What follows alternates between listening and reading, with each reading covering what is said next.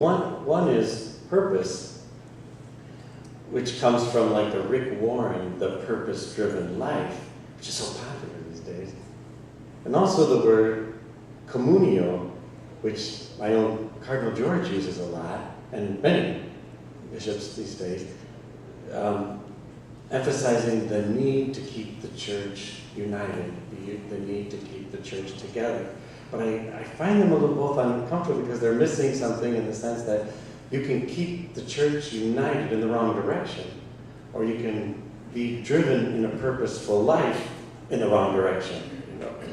Do you sense that difficulty? Am I on the wrong path?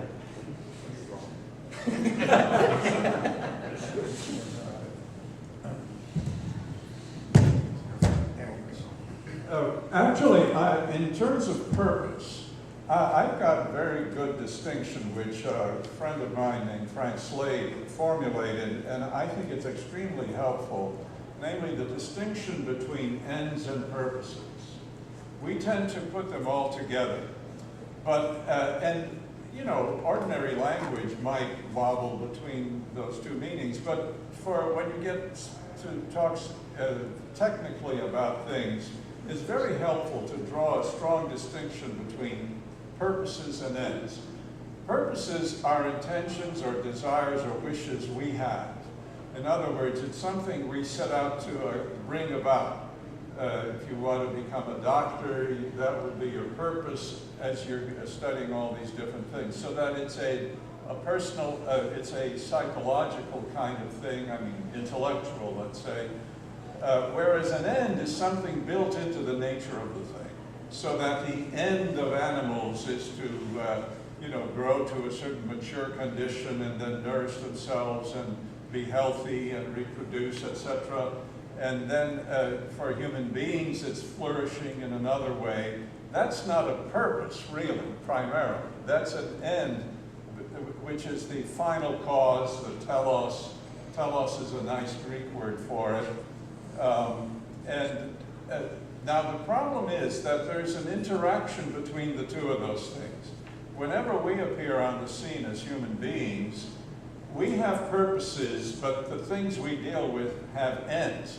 We have ends, and so do families or libraries or schools or education, as well as animals. And the interaction between ends and purposes is very dynamic. And I think, in general, people use the word purpose indeterminately between those two, and the speeches slosh around as a result of that. They're very unclear. If you go to the phenomenon of medicine, for example, the end of medicine is either healing or restoring, preserving the state of health. But a doctor might have purposes, say, to become famous. He can also have a purpose to restore health. And that purpose is congruent with the end. It's the same, in fact. Other purposes, he has to earn a living and all, so he can have a purpose of making enough money to live a decent life. So that purpose is congruent with the end. But if it becomes too strong, overrides the real end, then he's going to start diagnosing illnesses that are not there, or assigning extra things to be done, tests, etc., in order to make money. And then the purpose is overriding the end. So there you have an extremely important human distinction between ends and purposes that applies in almost any natural situation, and then you can bring it into the theological as well, where you have the end of the church is salvation, the presence of God's word in the world, and so on. And you distinguish what is your own purpose or the purpose of certain people and the ends that they're dealing with. Now that would be an example of a good philosophical contribution to the very dilemma you've talked about. In fact, I have a kind of opinion that's a hobby of mine, that philosophy, its way of thinking is essentially making distinctions. and I don't mean that in a trivial sense, of working out distinctions, the way I just did with ends and purposes. And the same would be true for many other problems. Very often, the problem is not so much ignorance or error, but confusion in human dilemmas. They arise because of that. And the solution to a confusion is a distinction. And that brings out each of the aspects of the thing and, as it were, almost defines them. I think that's a very rich aspect of philosophy that one can use, and that's a rich resource. Communio, yeah, I mean, there I don't have a ready-made answer. The other one, I had my 6-shooter on. So I don't know what to say about that, but maybe John has something to say. Not really. Well, I think we should leave this down. What was his question about communio? I didn't hear it. Well, that word was also vague. Would you want to develop it? I hear it a lot in Yeah. our priestly and ecclesiastical circles. And I hear it a lot in the meetings and what have you that we attend. And I know it's important to maintain unity, but I find myself frustrated because it's never pushed a little farther. Unity in what? To what are we united? To remember one of the great lessons of my Basilian years, that the unity of a gang or a gang of bandits is sometimes as strong as the unity of Christians. You know? We've seemed to lose that in just crying out for unity. Does that make any sense? Or that's the dilemma, I think. I asked the first one, John. Why can't we all just get along? Oh, right. We have another question in the back, then we have one up here. I'm David Gregory, the class of 74, this Basilian. I'd like to ask both of you, but I think especially Father Sokolowski, the following. Jim Shaw, one of the great Jesuit professors, I think, of the last half century, in his valedictory address in Georgetown, explained to the parents why we wrote tuition checks. And he said the reason you write a tuition check, stripping everything else away, is that a great liberal arts education involves the unmediated meeting of the mind of the student and the mind of the professor. And he put it so well in so few words. The great liberal arts education is the unmediated meeting of the mind. And I always had the sense that was certainly true every day of the Basilian life here, which I didn't appreciate fully at the time. Who did? But as years passed by, I realized it was the living reality of this program. And I'm curious as to what your reflections may be now, since you have a combined 120 years of teaching experience. How is the unmediated meeting of the minds done these days?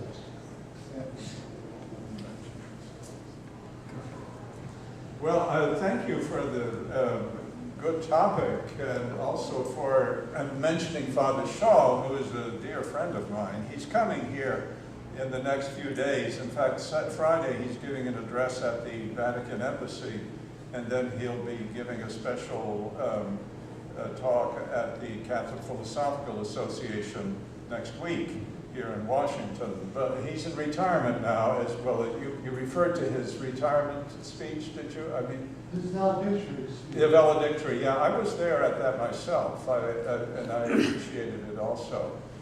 Yeah, the one mind is no mind. People think by interacting with others, and that's why I like language so much as the vehicle for thought. In other words, to point to that, to the spoken word, because a spoken word by one person is a heard word by another and invites a response. So reasoning occurs most tangibly when people talk with one another and interact. And in fact, it's quite interesting that the one of the elements in modernity is a turn towards more mathematical thinking, which is not interactive. That's solitary, and that's why Descartes could talk about a mind that's done in isolation. Spoken words, predication, predicare, means to speak about something and to manifest it to someone else. And even the Greek words for that also have that tonality of speaking for others, and which inevitably means that minds meet in that discourse. So, and then what you have in philosophical teaching, I mean, there are two levels. One is simply to speak with the students and have them speak back and formulate an issue. And I personally really need questions in class. Otherwise, I don't know if I'm registering what I'm supposed to be doing. But then we also have the other style of teaching, which we certainly try to do here in our program, of reading a text, but making it come to life, so that you've got the teacher, the student, and the text being brought to the fore and becoming activated. It's an energia. I mean, in the written form, it's only a dunamis. It's there that as something that's potential that can be activated, but might not be or might not be successfully. And it's always a challenge to make the text speak to people, and that certainly is I think it's been part of our spirit of the philosophy school, to tell you the truth. I mean, several times this has come up in different events, that we've got a kind of friendship here which is really quite remarkable.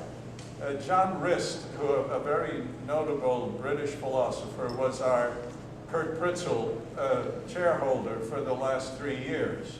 And he made that comment that he's never been at a place where everybody's friendly with everyone else. Usually there are rivalries and antipathies of various sorts.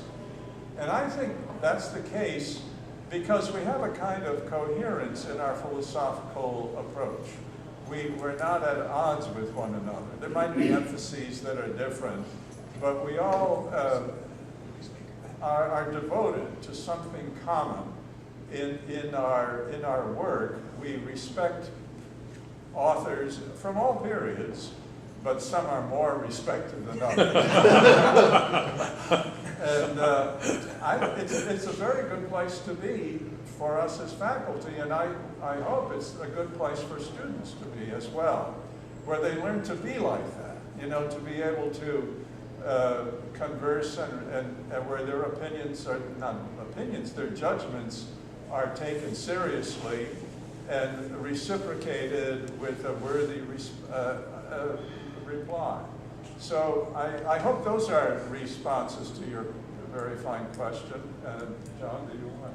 No, that's fine. We have time then for one more. Roger Sheffel, a priest from the Diocese of La Crosse, Wisconsin, Basel class of 78. If either of you would comment on the seeming inability or ineffectiveness of being able to present the natural moral law in a way that is convincing, I'd say especially to federal justices concerning the classical understanding of marriage as a permanent union of a man and a woman to renew the earth with new human beings. Sure, no, you're right. I think, in fact, I've written an essay on that America published also.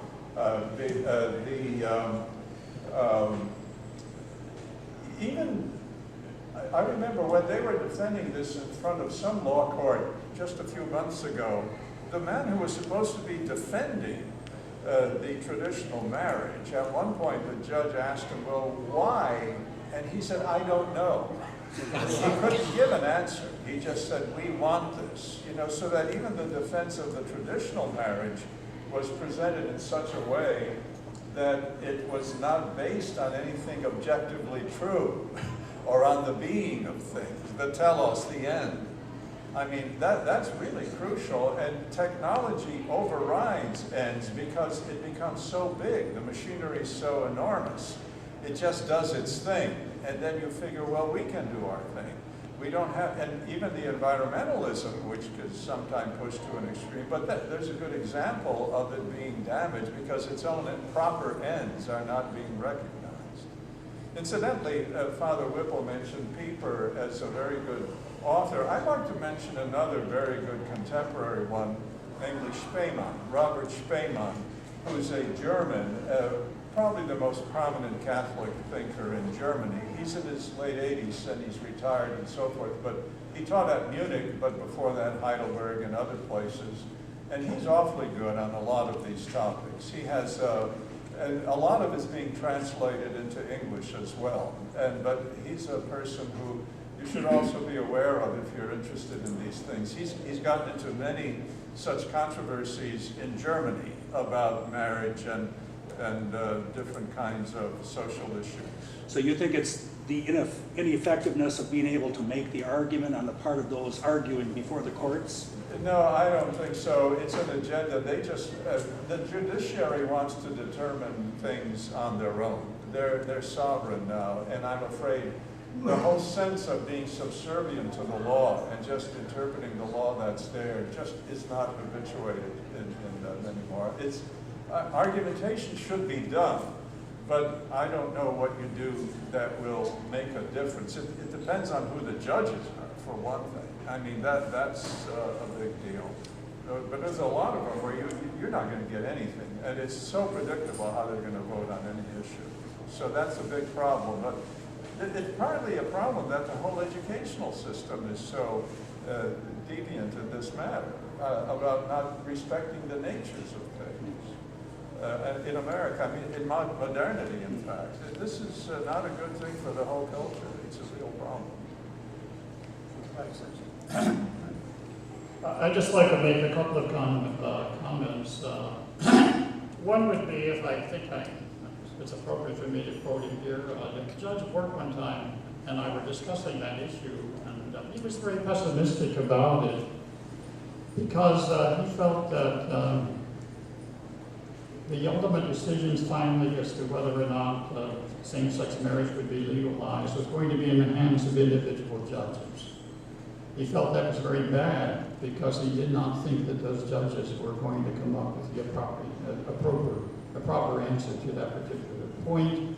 He thought that the only hope would be to appeal to voters, in other words, by amendments, etc. In other words, by a political movement, grassroots movement coming from the bottom up to the top. And another point I mentioned, this is more theoretical, some of you may have heard about the revival of interest in virtue ethics. And there's a good side to that because it's a return in large measure to Aristotelian ethics. And this is not restricted to Catholics or Christians. On the other hand, there's a weakness, I think, in that movement because there is another aspect of this which we call natural law. And to present virtue ethics without natural law is, I think, a mistake. There's something missing there, and that's the metaphysical recognition of nature's equality. And that's something, I think, where it needs to be emphasized. But as far as winning cases in court, well, I think so much is going to depend upon the individual thinking of a particular judge, you know. And I think it's unfortunate that the judges are becoming legislators in large measure. I think that's against the American tradition. But so be it. It's not really entirely my role to comment, but I think a difficulty is that citizens in general don't understand the extent to which the legal system has become dominated by legal positivism. They still think that these concepts mean something in the legal community, and they don't, because it's totally positivistic in its approach. So, I'm struck by I was mentioning to Monsignor Sokolowski the compatibility of the approaches being espoused with the overall approach to formation that's taken by the fathers of the Society of Sensible Peace. Many people don't realize that the whole four pillars framework is an outgrowth of the pedagogy of the French school and the Sulpician approach to formation.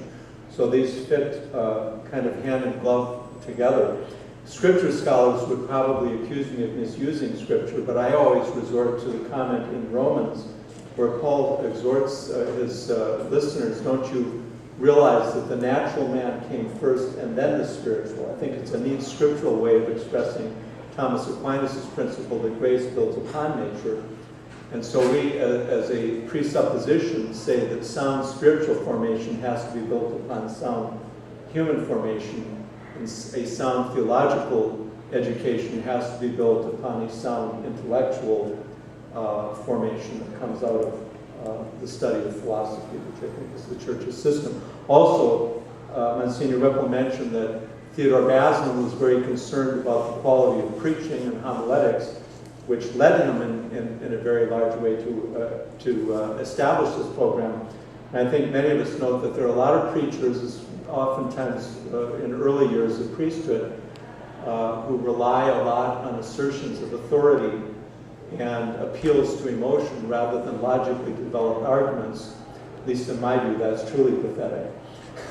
And so that's part of this whole program that we're trying to provide good ministers of the gospel, evangelizers, and pastoral caregivers through this program in collaboration with the School of Philosophy, who jointly sponsored this program today. And so once again, I want to thank you on behalf of Theological College, the National Seminary of the Catholic University of America in the heart of our nation's capital, and the School of Philosophy of the Catholic University of America for being here today and for participating and benefiting from this extraordinarily interesting and helpful seminar. Thank you for being here. I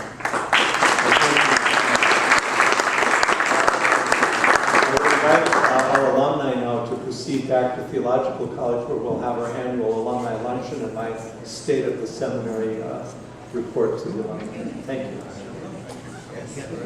Very good.